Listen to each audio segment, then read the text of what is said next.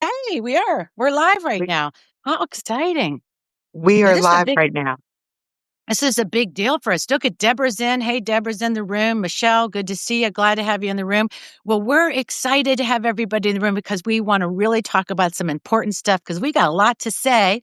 And, we do the Friday Power Lunch Live. We have our weekly live show.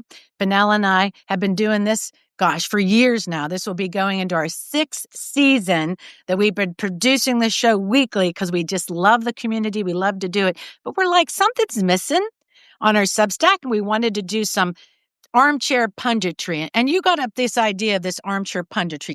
Tell me why you wanted to be in the armchair, not the Well, bed. You didn't because want to do bed. Yeah. yeah, so this is what I thought. Yeah. If we were trying to compete with people who have done this all of their lives, this has been Right. the thing that they do, there would be no reason to listen to us.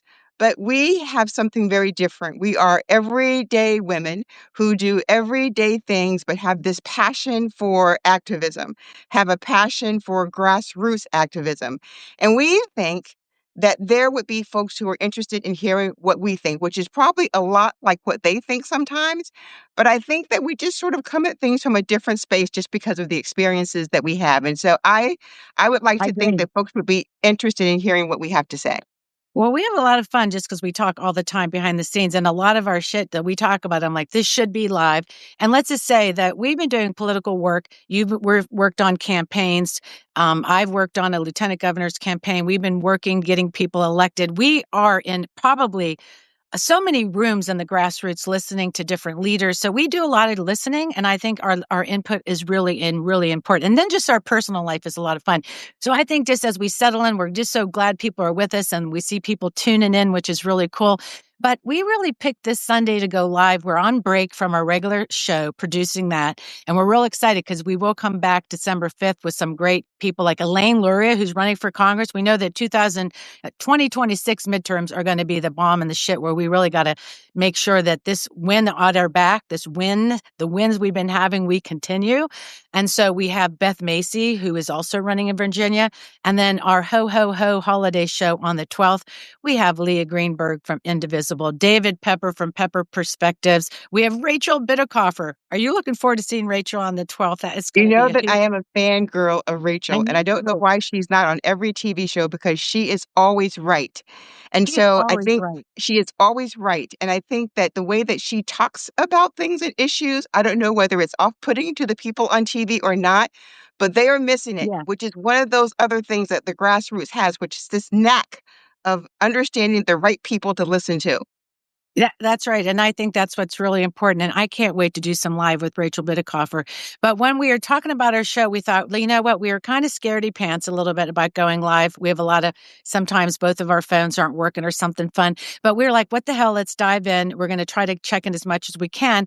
And as we head into Thanksgiving, I don't find this is a really great week to talk about what maybe is on people's mind is really kind of either sometimes dreading this family holiday and what it's about. And let's just face it, going back in time and history, when you really try to learn all about Thanksgiving, it's the myth making around it as well.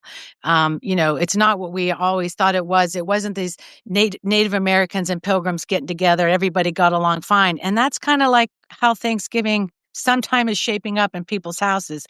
So let's get that started. Just about how we're feeling about it. We wanted to set the table today in our armchairs. We hope everybody in the room, you got your coffee. I got my blankie. What do you got over there? You're drinking Crystal Light, you told me, which is really Don't tell disgusting. But people that. Don't tell oh, people okay. that. It is a secret. It is It's a my own secret. secret to have. Yes. I'm not telling anybody. That's for sure. Like mine is peppermint tea, but maybe it's not. Okay. So there we go with that one. But I want to say that some people are dreading sharing the table with some MAGA members. And some people, there's a statistic that went out. Some Gen Zers are avoiding it like all together, which is really interesting to me. Some people are stepping away for those traditions. But when we think about this civil unrest, the polarization. We're going to today kind of look back at history and draw for some of those lessons. And you've been great at that, kind of looking back at some of the great leaders and writers about this subject matter. And then, kind of practice what we can put into practice, kind of survive and kind of make it actually a really great time to be around the people we love and the people that sort of drive us crazy. Um, but anyways, so there we get people settled in. I want to start just that conversation. How do you break bread at the table with those who voted against their self-interest? We know Thanksgiving's a time for grace and gratitude and all that. How do you bridge those gaps, right? And then I love this quote we talked about today. Saving the world starts at the dinner table. In an increasing polarized world, it's really our necessary superpower. How do we even begin this conversation? So I want to start there with you. Saving the world starts at the dinner table. What do you think about that? Well, I think that it's not new. Was telling you that Mary Bethune, that's one of the things that she said was the most important things. She said the two B's, the ballot and the book. And she said that politics should be discussed every single day at the family table. So we know in order to understand what is happening around us and the communities around us that we need that. But when you and I started to talk about this and Right. what I was feeling, I was thinking how difficult this holiday would be for many people because we haven't been polarized in this way in a really long time. So I Right. went back to some of the stuff that Linda Hersham had written, but I also went back and did a little research because I wondered the question that I had was after the Civil War, how did people come back together? Because there were brothers fighting for the North and one for the South. There were cousins, there were uncles, there were all these people, and they were fighting on different sides. And so you have to sort of think about that in today's environment, this is where we are, where we have the folks who are on the far right as the MAGA Right. Republicans, and then you have the folks on the left. And you're thinking, when else in history has things been this divided? How do we come together and how did they do it back then after the war was over?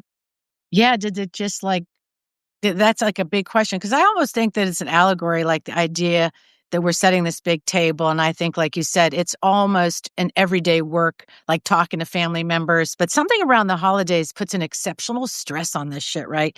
Like you cracked me up today when you were just telling me how you yourself, maybe you're not dreading going to dinner this week with some MAGA relatives. We'll talk about that later. But you had to go to Costco and shop for those big potatoes. I mean, Yeah, I just did. preparing itself. Yeah, just the whole preparation thing, is already huge and a weight for me, but, the thing that I was saying is that culturally, it's different, Yeah, and, we always talk about it, and I always try to bring this into the to our conversation.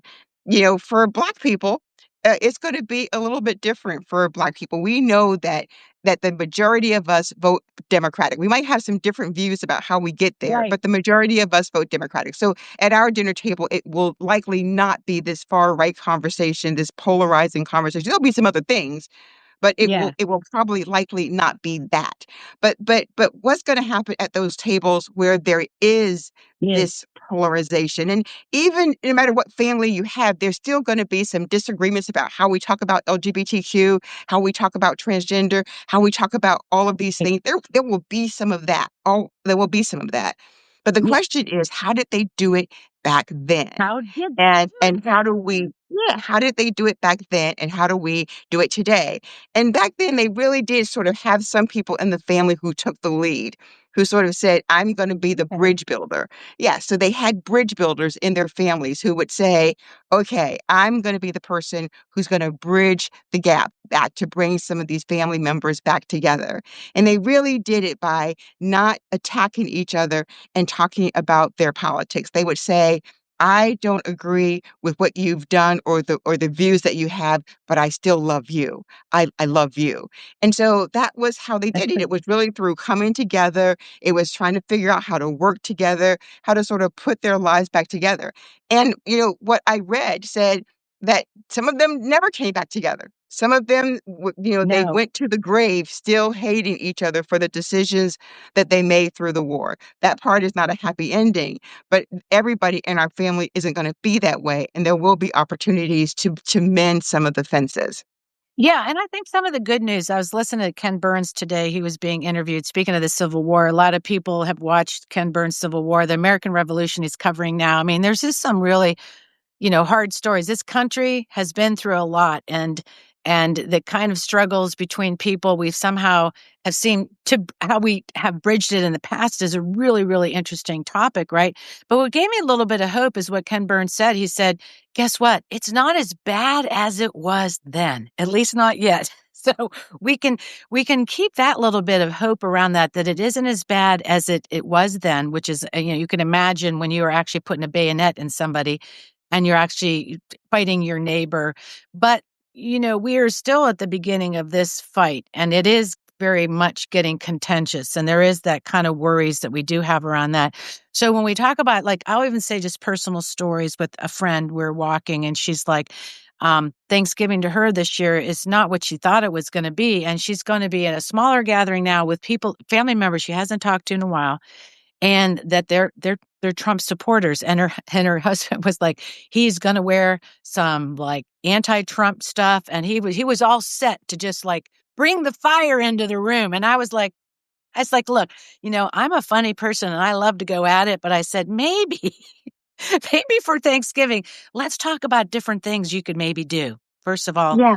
maybe wear plaid, and I'm not telling people not to talk about stuff. I'm not saying let's avoid shit. Don't get me wrong. I'm not saying that. What am I saying?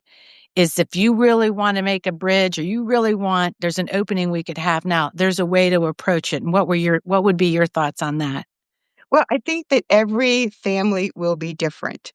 And I think Right. that no one knows your family better than you. And so there will be families where my number one thing would be if you have a family and they're really steeped into this, then I think Yeah. that this year is the opportunity to say less. And what Yeah. I mean by saying less is that means that you just listen. You do an awful lot of listening. And when you do that amount of listening, there will be an opportunity for you to ask some questions and have this great sense of curiosity where you're not attacking their politics. You're just trying to understand, where you might say Yeah. something like, well, did that really turn out the way that you wanted it to? Was that what Yeah. you were hoping for? I don't know. I think I might feel a little betrayal by that. Well, what do you Yeah. think about that? So I think that in those kind Right. of family situations, I think you have the opportunity to say less. To say less and listen more, which I love. And I know I do have people in my family that sometimes this conversation, and I've kind of learned over the years how to kind of handle that. But there are some really like some super serious issues when people, like we talked about this earlier today, like you just can't, there's no longer can we also sit by and be quiet when somebody says something really racist or horrible. We do have to speak up. There is that kind of lesson at the table you have to have. But I think when it's just about kind of redirecting or also being curious and asking questions. And when do you remember when we had Dr. Steve Hassan on? Yeah. And he really told us when people are in a cult, and right now, because of the Epstein files and we see some of the stuff going on, we've seen some real fever break, which means that there's doubt in people's head. But truthfully, if you think you're going to get anywhere by going straight on with somebody, no one likes to say they're wrong or they're stupid, right? You'd love to say to someone, "You're such a stupid ass." What the hell are you doing? So it's like a So, different way to say it. Like, like, look, I know you wanted this Social Security thing, but I know that for instance, that's not working out, and I'm worried about that. Aren't you worried about when we put grandma over here in the nursing home? Are you writing me a check for that? Like, you know what I mean? yeah. Yeah, I think that's where you have an opportunity, and we talk about this a lot. My Yeah. number 2 thing would be, um, to tell stories and not an Mm, argument. So, like, you might say, instead of saying, "You're wrong about immigration, and I can't believe that you feel that way." Well, instead of saying that, you could say something like, "I right. don't know, but I have friends, who immigrated here, and I feel really sad and heartbroken when I see those stories on TV and hear about how families are being ripped apart. That really bothers me." So you tell Yeah. stories. And so you can tell stories to get your point across so that people understand they feel stories, but that an argument is something that just pops out, pops right off Yeah. of them.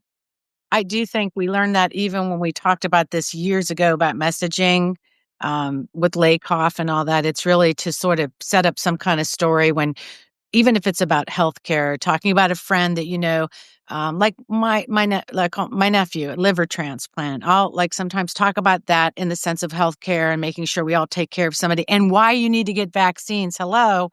I mean, this kind of stuff when it does come up, that you sort of facts that storytelling that's in there. I think that's really good.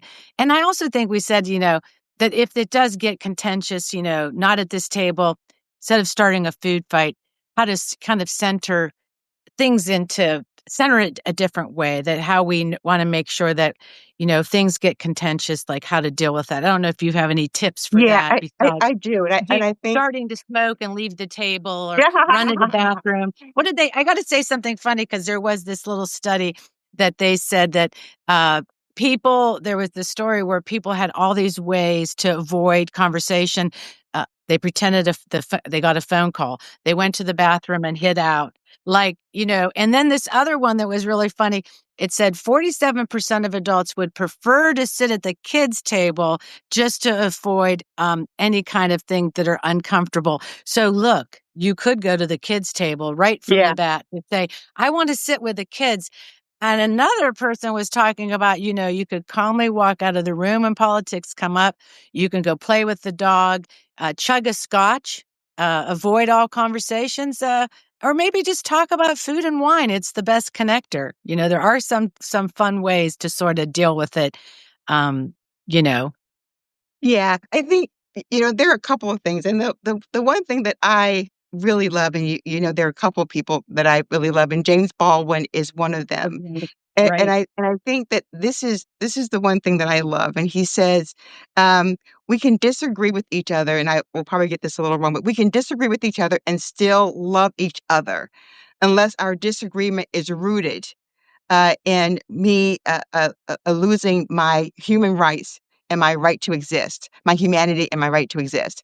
And I think that's really important. We can love each other and still disagree unless it's rooted in my losing my humanity and my right to exist. And that's really important because I mean, if you just sort of think about that quote, it is so powerful.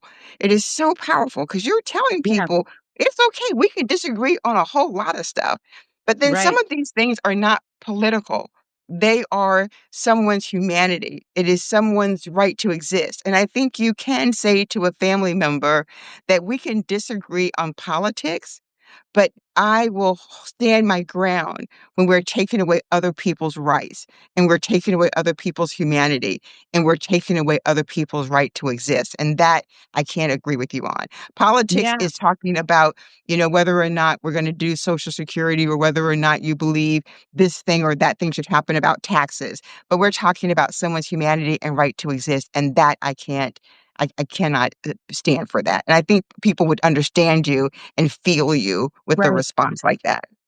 Well, and I did when talk about Thanksgiving, and we were just having an interesting time talking about it before, is that, going back in time to sort of learn these lessons and hear these voices, right? And that when we do go off for this day, that we've said this is the day to go be grateful and see family and break bread and all that. And it's an interesting thing in our country where we've really not reconciled some of these differences that even go back to the Civil War, but these voices that kind of speak through the ether and kind of help us deal with it. Um, but it's so different, like you said, for different families. And also, you brought up before, and let's dig a little deeper, is for people of color at the table in Thanksgiving and different people like Native Americans who went through in this country a lot of horrific things. That even the myth making story around Thanksgiving, it's not always for everybody that they are going. They understand why it's so important to know our history. That people, it's almost meeting people at the table differently, but it all goes back to the idea: can we center it with all the past that we've had? And move forward with about being grateful and gratitude and what that looks like in reality. You know what I mean? Like, Yeah. what does that Yeah. really look like? Because you can get really shitty and bitter and say, Jesus, we've had so much bad things in this country. And now we're still doing bad stuff. But how do we find our humanity in this moment? It's really important Yeah. that we find it. Yeah. You I know? I agree with that. And this is what I think about that is there's a lot of really bad stuff happening. And Right. families get estranged all the time for all kinds of reasons. Some of them big reasons, small reasons, whatever they are. And it's sort of like when you're little and you think about Santa Claus, whatever you think or Right. whoever you think Santa Claus is, whether you're Megan Kelly and you think that Santa is just white and that's it, or Yeah, but just whatever like your Santa Claus is, or whatever, you think about the Tooth Fairy. The parents let you grow up to have dreams and to feel special during Thanksgiving and Christmas and whatever holidays there are. And so I right. think that there is this place for, the history and the truth and what we think of it. And then there is the now in terms of how families try to pull themselves together to have this holiday because it is the day that they could have to be together as a family and share their humanity as a family. And now we've gotten ourselves to this place where it's so polarized. But the question is, for a day, can we find a way to come together?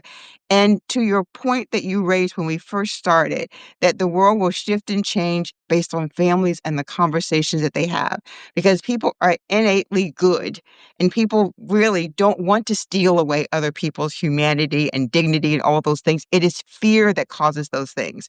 So those who are courageous enough to have the conversations or find the opportunities when they present themselves to say less or to say more or whatever they feel comfortable with to preserve the dignity of their family without losing their own dignity. Yeah. And I think this is, an opportunity too when because I know in this room and some people that'll be watching is that on their hearts will be heavy around when we see stuff happening in this country where we know people are in detainment, that their families have been separated. That's a lot that weighs on us because when we go to break bread, when we think about other people. So I know that there's groups in here, and I hope we'll see that more people collecting food, people doing things beyond just baking our pies and doing all this centering stuff around just eating in our family, that we are at this time making sure that we are donating and doing things for other people. And I know I see our community, it's amazing. The food banks need a lot of help, and it's around this. Even lets us go back to just when people are talking about Thanksgiving, the affordability has been tougher for people, and there is I think this season that's going to be something where actually there's a chance for really good conversation with some of these people, some family members, because they're hurting.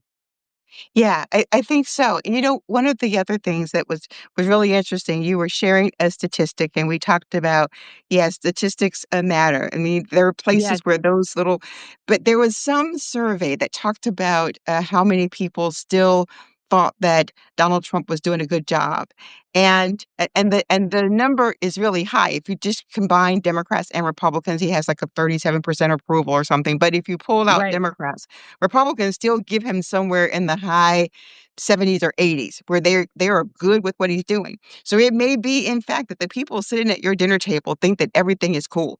And so right. you will have to assess that, and you will have to, your family better than anyone else, and no one can tell you what to talk about or what not to talk about, but just understand that there are people who still think that what's happening here is a good thing, and you'll have to figure out how to work yourself around that in your family. I wanted to tell this really quick story about Yeah, someone go I was ahead. at the precinct, and she was talking about the fact that her and her sister used to be so close, and Right, now they rarely talk because they disagree on politics, and that right. made me really, really sad. And so I was thinking, what could dinner be like with her family? Is it better to be estranged from her family? And maybe it is, because remember, we talked during the Right, Civil War, some families never came back together, and it may be right, that right. these families never come back together. But there may be an opportunity that once they find their love again, opportunities to sometimes say less will give an opportunity for her to be able to say more to her sister and find that they really do agree on more than they disagree on. But that is where I think this whole family dynamic is, where you have to, you know, understand what is happening, say what is on your heart, but also you have to protect yourself. Well, you also said one way is you can find a black friend to go to Thanksgiving with. Yeah, so that was my funny for the day, that if all else fails, if all else fails, then find a Black family that you love and adore and hope that they will invite you for Thanksgiving. Just know that we do have You just macaroni and cheese as part of our Thanksgiving dinner. Just saying. well, that's another funny thing. Oh, I know my internet maybe it's giving me the unstable Yep, I hear connection you just thing. fine. Okay, good. Well, one of those things we talked about, we can as we wrap up here in the last couple minutes, is that fun thing about what people do have at their Thanksgiving table. I see Kristen Batista is in the room and some other friends. Great to see him. I just love to know what people have at Thanksgiving. And like I told you, when I was 24, it's when I was working in some educational department, and we did a little fun. Sort of a learning lesson around coupons. I was teaching women on welfare and different programs to sort of budget and learn about different ways to get different deals at the store. When I realized that they had macaroni and cheese when we did what's on your menu, I was like, macaroni and cheese. I mean, my family table never had macaroni and cheese, right? And so we were laughing about that. You looked at me, you're like, what? You never had I'm like, what? You don't have macaroni and cheese? Listen, macaroni and cheese is at our table. Is that right, Willie? That's right. That's right. So, right. So there's even these cultural differences amongst people with Thanksgiving. Is like, I know in probably Asian families, different families, everybody has different dishes, right? And I just thought that was so much, it was just so eye opening to me what different people ate. And I know that one dread I have sometimes going to Thanksgiving is people aren't going to have gravy. Like, I'll be like, I won't care what you want to talk about, but if your turkey's dry and honey, you don't have any gravy, that I'm not coming back. So look, you can be completely MAGA and make a good turkey. I may come back because that gravy's good, just saying. Yeah, yeah, I think the dishes I did get I'm gonna have cheesecake at my Thanksgiving dinner. You're going to have cheesecake. What? That's just Yep, too heavy. What do you mean you're having yeah. cheesecake? So I will have an apple pie, but I bought a beautiful cheesecake today, so we're having cheesecake too. Oh, you went to the All American Costco. I Listen, don't talk about Costco. Costco is Okay. my jam. You probably got like 2 feet of potatoes that you're going to be cooking I over did, there. because mashed potatoes is my jam as well. Oh, good to see. That's the thing, and everybody in here. I mean, we were glad that people joined us, but I want to wrap up with some actions we could take this week, since we know that again we are going to do this armchair punditry. We know that we have a lot to offer. We've seen a lot of things in this work that we do, so we have a lot to share. But some small things that we can keep grounded in to kind of talk about that. One thing I wanted to say was for me, and my advice to people is the expectation part is just, those expectations always kill us. And so when I go to someone's house or anywhere, like even when I got married, having these expectations I was going to be married forever. Now I'm still married, but the expectation every day, I just don't know. So I don't worry about it. When you don't have expectations, you don't have to worry about it, you know, but you could bring yourself and be present, have a lot of fun, and have the idea, the energy in your head that you're going to have a really great time and just really don't have these over like that you're going to see this uncle that's always an ass. Yeah, he's going to be that ass. Don't have expectations he's going to change, like Fennell said, that he may still love Trump. It's a real disappointment. So hopefully just the pie will be good, the gravy will be good. You can steer this guy in another way. But yeah, setting those expectations, keeping your heart open and gratitude. Um, and hopefully, it will be a great week for everybody. Yeah. So for me, I think I would leave folks with just these three things. And that is, use the human factor. Yes. What is human? What is humanity? What does it feel like for your family? And what does it feel like for others? And so you can set those boundaries with your family, and you can do it so that you're talking and you're not belittling people, but you are talking about just what is human. And then we talked, earlier, you don't have to debate, tell a story, and people feel stories, and so that's really important. Ask And questions, then right. and then you just have to decide what level of relationship is going to work for you and your family. And most importantly, you have to preserve your own self. You have to preserve your own happiness, your own sense of self, and that is certainly with what we believe, and that's not taking away other people's humanity and the right for them to exist in our society.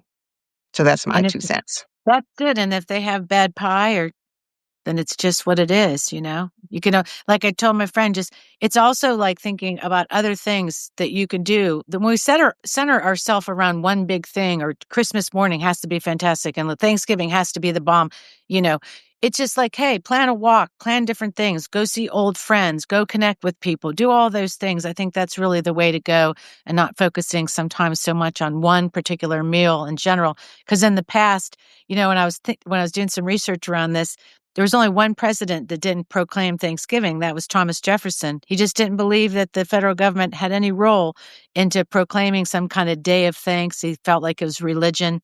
Lincoln decided, in all the pain of the Civil War during that he was going to make this day. Well, this woman always was wanting to push that fact of having Thanksgiving, but he decided to do it.